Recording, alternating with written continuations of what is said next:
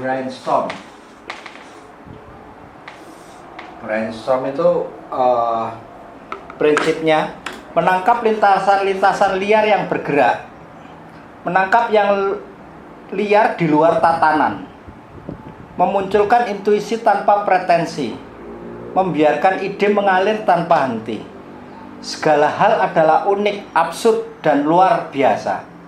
Keluar dari kotak, nakalah, bermain, dan humor. Brainstorm itu seperti ini. Katakan daun tadi ya contohnya. Ya berkaitan sebenarnya dengan observasi. Kita akan, ini harus munculnya harus tentang asosiasi, tentang daun. Kita keluarkan semua, apapun pengalaman. Jangan dipotong-potong, loh itu daun itu, loh ini warna, jangan. Keluarkan semua, jangan dihambat-hambat, jangan di stop-stop, atau jangan dinilai dulu. Keluarkan, daun itu berkaitan dengan apa? Pohon. Pohon berkaitan dengan apa? Tanah. Daun ini bisa berkaitan enggak dengan mobil? Mungkin kita akan mengatakan, loh apa kaitannya dengan mobil? Jangan dipikirkan itu. Kalau di saat itu di pikiran muncul mobil, ya mungkin kita muncul mobil karena kita pernah kejatuhan satu daun, lembar daun di kaca mobil depan kita. Itu menjadi muncul kata mobil. Nah ini memungkinkan. Jangan disekat-sekat. Nanti di sini mobil itu ada mesin. Mungkin ini di sini ada kaca karena kejatuhan pohon tadi. Terus pohon ini berhubungan tanah, di sini ranting. Terus tanah berhubungan dengan apa? Air. Tanah berhubungan dengan apa? Ayam. Tanah berhubungan dengan cacing dan lain-lain. Nah, dari sinilah kita akan memfokuskan. Kita akan pilih. Ini sebenarnya buahnya ini. Ini banyak cabang. Ini semuanya akan bercabang-cabang. Daun ini juga bercabang-cabang. Nah, dari cabang-cabang ini kita ambil yang kita suka terhadap pengalaman kita, bukan pengalaman orang lain. Katakan pohon, ya mungkin ya. Terus pohon dengan mobil juga mungkin kalau itu pengalaman kejatuhan selembar daun tadi. Kaca mungkin, loh kok bisa ke sini? Ya itu apa yang dinamakan insight nanti. Biarkan aja dulu. Terus tanah, ranting itu mungkin. Nah, disinilah apa yang dikatakan brainstorm. Jangan memotong-motong untuk sebagai pikiran, jalan pikiran, tapi itu lintasan-lintasan ide liar itu bergerak. Wujudkan di situ sebagai brainstorm, itu di sini arahnya brainstorm. Apa yang kita pikirkan itu diwakilkan dengan kata atau kalimat dan lain-lain. Menangkap hal liar di luar, kalau daun hubungannya mobil tidak ada, kalau secara rasional sehari-hari apa hubungannya? Padahal dia punya pengalaman saat menyetir mobil kemana dijatuhi daun, selembar daun tadi. Itu kan menjadi persoalan, sehingga daun menjadi sesuatu yang insight kan, sesuatu yang terobsesi, sesuatu yang katakan daun jarak tadi bisa menyembuhkan perutnya. Itu kan daun dan perut apa hubungannya? Itu kan. Itu yang namanya untuk menimbulkan intuisi. Jadi di sini kadang-kadang memunculkan kata-kata atau kalimat atau pikiran-pikiran yang tidak masuk akal kata-katanya terhadap fokus di daun pertama ini. Ini nanti bisa melebar kemana-mana. Biarkan intuisi itu, biarkan berkembang tanpa pretensi, tanpa dinilai, tanpa kau nilai dulu sebagai rasio. Biarkan itu keluar kayak ngoceh gitu ya. Tapi dicatat dengan semantik, dengan kata-kata. Membiarkan ide mengalir tanpa henti itu sampai banyak biasanya. Ya, ini bisa dilakukan kelompok kalau itu di suatu perusahaan, dan juga bisa dilakukan perorangan itu kalau biasanya seniman melakukannya. Segala hal adalah unik. Ingat, segala hal ini unik. Bila kita pahami, katakan kita memang selalu melewati di jalan itu setiap hari untuk pergi ke sekolah, pergi ke kantor. Tapi kalau ada pemahaman baru, kita noleh sedikit atau memahami sedikit, itu hal itu menjadi baru ya. Menjadi, oh iya ada ini ya. oh iya ya, ada ya sesuatu ini, kejadian ini, apa inilah. Itu yang namanya unik atau kadang-kadang bersifat absurd. Absurd itu karena mungkin kita katakan kalau di situ ada satu kecelakaan mobil kan, kan lumayan ada sesuatu yang menggerakkan kita untuk menjadi pengalaman baru kan, dan luar biasa. Keluar dari kotak, yaitu apa yang dikatakan daun jangan hanya ditangkap mata, tapi ditangkap seluruh sen dan seluruh pengetahuan daun kita memang harus tahu, termasuk seluruh pengetahuan tumbuhan di sana arahnya. Ya walaupun nanti arahnya lebih jauh lagi kepada ekologis, kepada hidup itu sendiri. Dan nakal itu jangan bermain pada sisi yang aman-aman saja atau standar-standar sedikit membahayakan. Nakal itu sedikit ada semacam curang, tidak seperti jalurnya, seperti itu. Terus sifatnya juga bermain. Ya bermain itu kan hukum-hukumnya kita tentukan sendiri atau kita langgar, itu bermain dan bersifat humor. Di sini humor itu tidak harus berhubungan dengan dagelan. Jadi humor di sini itu bersifat kritik, bertanya, dan mungkin sinis. Itu apa yang dikatakan bagaimana menggunakan brainstorm. Terus sekarang ketiga itu ini tadi kedua, semantik. Ini berkaitan dengan kata atau gampangnya berkaitan dengan bahasa. Tapi di sini itu sudah diinterpretasi. Artinya gini, interpretasi semantik dan penyangatan dilebih-lebihkan ya, arti kata itu. Ilmu tentang semantik sendiri adalah ilmu tentang makna kata dan kalimat, pengetahuan mengenai seluk-beluk dan pergeseran arti kata, bagian struktur bahasa yang berhubungan dengan makna ungkap atau struktur makna suatu wicara. Bersifat interpretatif adalah penafsiran. Jadi interpretasi semantik ada penafsiran kembali terhadap teks yang kita tulis, yang teks dari pikiran daun tadi dituliskan daun. Nah, nanti berhubungan dengan apa aja, itu ada tafsir yang dicocokkan dengan sifat dan arti katanya atau penyinkronan bentuk dan pesannya. Sesudah diinterpretasi, maka dilanjutkan dengan proses penyangatan atau exaggeration yang bisa berbentuk karikatural, stilisasi, deformasi, aksen, distorsi, dan lain-lain. Oke, sekarang coba saya jelaskan sedikit tentang interpretasi semantik dengan apa yang kita lihat. Kalau kita menulis besar di sini ya, besar, bandingkan dengan besar di sini. Nah, itu yang cocok yang mana? Nah, ini interpretasi semantiknya, tulisannya semantik secara besar, tapi interpretasi kita kan besarnya di sini letaknya. Ini lebih besar.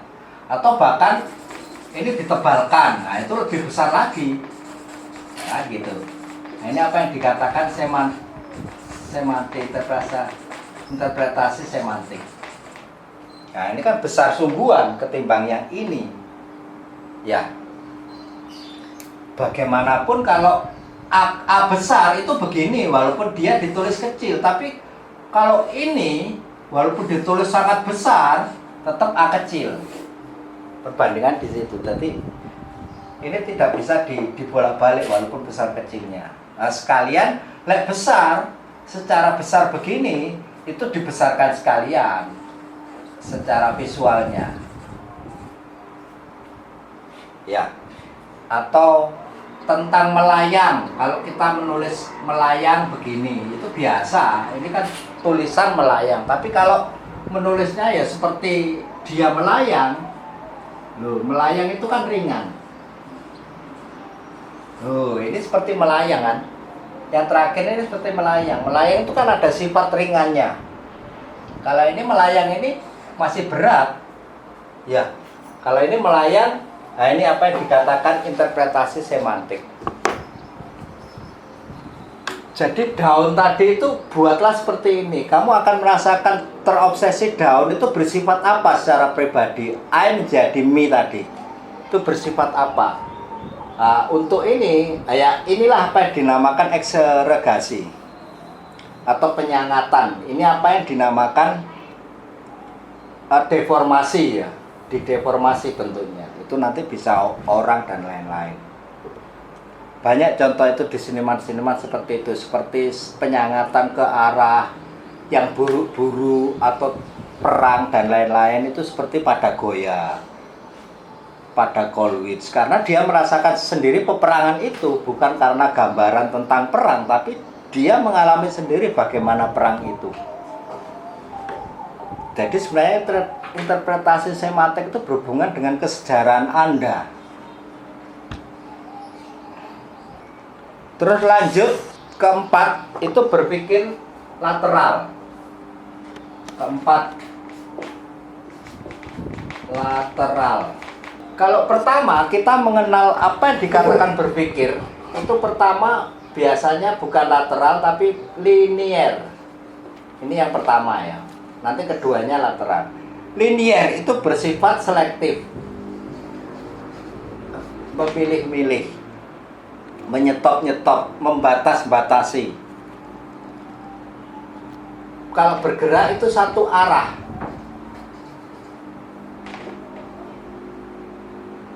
Jadi ini semacam tidak ada nakalnya sama sekali. Terus bersifat analisis.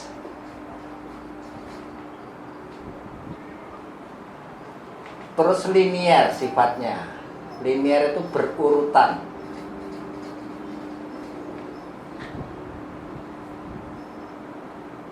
Harus tepat.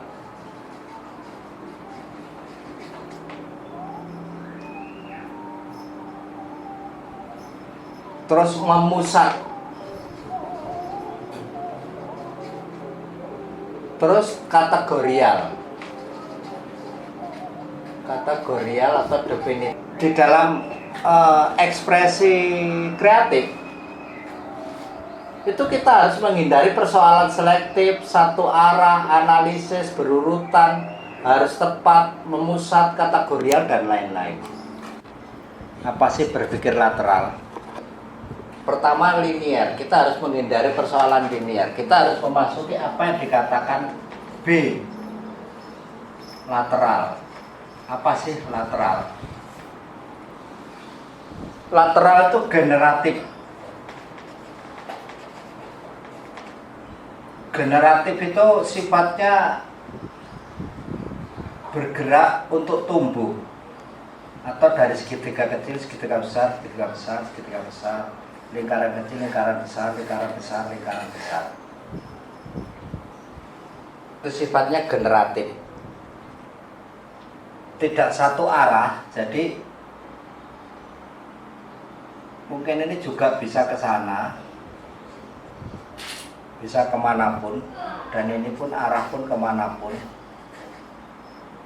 Artinya di sini tidak memusat, tapi justru dari pusat.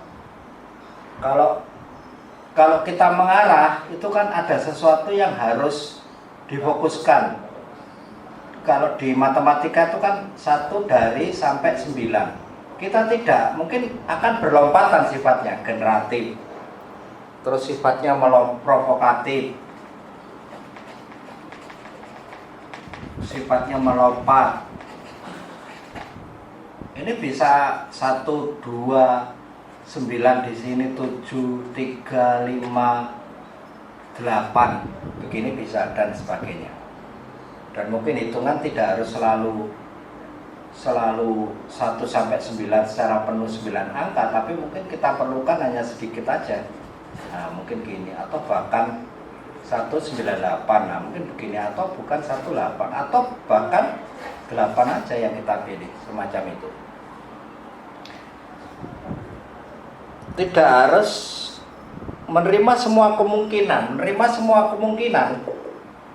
Ini ditambah memungkinkan memunculkan 2,5 juga boleh, atau 8,5 juga boleh, kan begitu. Kan ini hanya tentang bilangan asli. Kita akan bilangan cacah boleh, bilangan ganjil boleh, bilangan genap boleh, apapun di sini. Dari bilangan asli boleh, memunculkannya ke sana. Jadi membuka peluang. Kita menulis angka di sini bisa melompat-lompat, tidak harus urut 1 2 3 4 5 6 7 sampai 9, dan angkanya tidak harus selalu 9 angka, bisa kita pilih yang sesuka hati. Itu yang namanya lateral. Ada pengertian lain bagaimana berpikir lateral menurut Edward de Bono.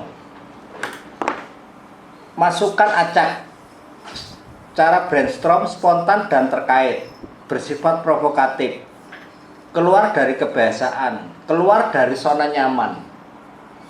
Kadang-kadang kita menulis 1, 2, 3, 4 sampai 9 itu hal biasa dan tidak digunjingkan, kan, atau tidak ada yang menyela atau menyatakan bahwa kita benar. Padahal di kreativitas tidak begitu. Kalau ini dikatakan tidak benar oleh orang lain kan juga nggak apa-apa benar bagi kita. Nah itu loh persoalannya.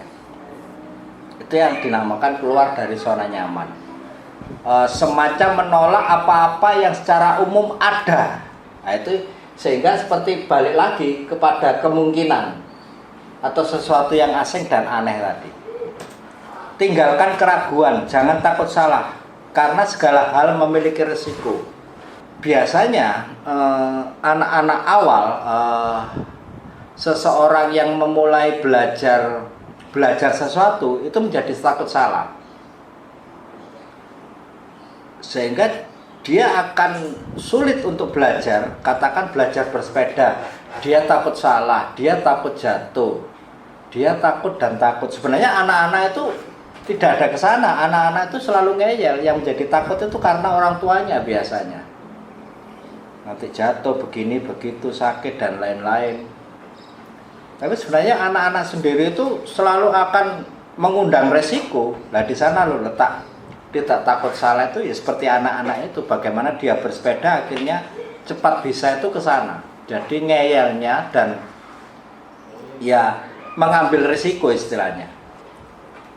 Dengarkan semua orang lain, terbuka dan menerima, itu bersifat positif. Jangan menolak ini itu, karena kita bergerak di antara ya dan tidak itu saling masuk. Kadang iya, kadang tidak, kadang iya, kadang tidak. Tidak memilih ini itu. Keterbukaan atas apa-apa, yaitu melakukan hal yang berbeda, asing, aneh, tidak pada umumnya. Mengapa kita harus juga berpikir lateral? Karena itu memiliki fungsi yang meninjau kembali pola-pola lama. Jadi, benarkah masjid itu harus berkubah seperti bawang? Nah, itu kan persoalan. Coba Anda lihat masjid-masjid yang dibangun di Ethiopia dan lain-lain itu justru tidak berkubah, karena memungkinkan arealnya tidak harus berkubah, ataupun bangunannya juga terdiri dari lempung dan lain-lain. Itu karena kita tinjau kembali pola-pola yang lama itu benarkah dipertanyakan. Mengubah persepsi suatu objek masalah dilihat dari sudut sebaliknya. Katakan ya ada satu cerita apapun lah, kita akan harus selalu menanyakan apapun, benarkah itu. Katakan kalau dengan bahasa dekonstruksi, katakan cerita Ramayana ya. Ramayana itu ada Rama, Sinta, dan Rahwana. Sementara kita mengatakan bahwa yang baik itu adalah Rama, yang buruk itu adalah Rahwana, karena mencuri istrinya Rama yang namanya Sinta. Bagaimana kalau sekarang kita berpikir bahwa apa yang dilakukan Rahwana itu sebenarnya juga tidak salah-salah amat, dalam pengertian begini. Karena apa yang dilakukan itu atas dasar cinta, benarkah cinta itu bisa diarahkan atau atau dipelajari untuk bisa menjadi cinta, mencintai dan lain-lain, saya pikir itu juga anugerah. Artinya sifat cinta itu tidak bisa saya harus cinta ke kamu, nggak bisa karena ini kan tidak begitu. Karena cinta itu kan munculnya seketika, rasa cinta itu karena ini itu langsung saat itu kan, bukan karena itu, bukan karena ini.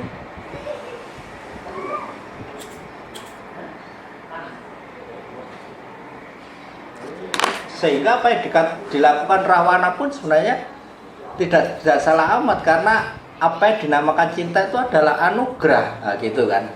Sehingga bisa saja cerita Ramayana itu adalah cerita cinta, bagaimana seorang Rahwana itu bersedia dibakar demi cinta itu kan. Sebenarnya Rahwana itu sangat kuat, cuma dibakar kan sebenarnya tidak apa-apa, cuma dia merelakan untuk dibakar, akhirnya terbakar. Sebenarnya dia tidak bisa terbakar kalau dia meniati untuk tidak bisa dibakar, tapi berhubung meleburkan cintanya, oke lah, kalau karena cinta itu saya dibakar, oke juga. Itu kan berarti itu apa yang dikatakan dilihat dari sudut sebaliknya. Jadi semua hal itu harus kita lihat dari sudut sebaliknya. Benarkah begitu? Benarkah begitu? Nah, kalau di kita itu biasa pada kepekaan agama itu yang menjadi blundernya di sana. Kebanyakan kita ke persoalan hanya itu aja. Yaitu mencari cara pandang baru di dalam diri sendiri. Itulah apa yang dinamakan melihat dari sudut sebaliknya. Persepsi harus berhubungan dengan eksplorasi.